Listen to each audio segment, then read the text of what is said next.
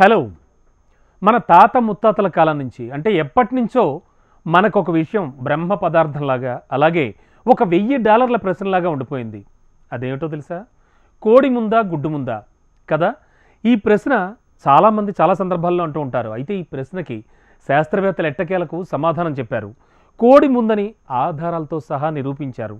జీవ పరిణామ క్రమంపై ఇటీవల జరిగినటువంటి ఒక అధ్యయనంలో ఈ అంశానికి సంబంధించి చాలా కీలకమైన విషయాలు వెలుగులోకి వచ్చాయి. అవేంటంటే సరీసృపాలు, పక్షులు, జంతువులు ఇవన్నీ కూడా ప్రస్తుతం మనం చూస్తున్నటువంటి రూపం సంతరించుకోక మునుపే, అంటే అంతకు ముందే నేరుగా పిల్లలకు జన్మనిచ్చేవని వాళ్ళంతా తేల్చారు. 51 శిలాజాలు ప్రస్తుతం జీవించున్నటువంటి 29 జంతు జాతుల ఆధారంగా శాస్త్రవేత్తలు ఈ నిర్ణయానికి వచ్చారట. ఇవి మొదట్లో తమ పునరుత్పత్తికి నీటిపైనే ఆధారపడేవంటూ కూడా వాళ్ళు చెప్పుకొచ్చారట. మరి ఈ క్రమంలో పరిస్థితులు అనువుగా మారే వరకు కూడా అవి తమ పిల్లల్ని తమ గర్భంలోనే దాచుకుని ఉంచుకునేవని వాళ్ళు చెప్పారట. ఇక ఆ తరువాత నేలపై జీవానికి అలవాటు పడ్డ, అఫ్కోర్స్ నేలపై జీవనానికి అలవాటు పడే క్రమంలో గుడ్లు పెట్టడం ప్రారంభించాయని వాళ్ళు అన్నారు.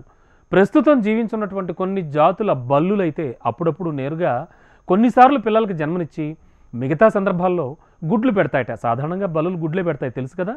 Bristol university and Nanjing university శాస్త్రవేత్తలు సంయుక్తంగా ఈ అధ్యయనం జరిపారు. మొత్తానికి ఇందుకు సంబంధించిన వివరాలు the journal Nature Ecology and ఎవల్యూషన్లో ప్రచురితమయ్యాయి కూడా అని చెప్తున్నారు. మొత్తానికి కోడి ముందా గుడ్డు ముందా అనేటువంటి విషయానికి వస్తే కోడే ముందని వాళ్ళు తేల్చారు. అఫ్కోర్స్ అంటే జీవరాశే ముందని, దాన్ని ఉత్పత్తి చేసేదే ముందని వాళ్ళు చెప్పడం జరిగింది. Thank you.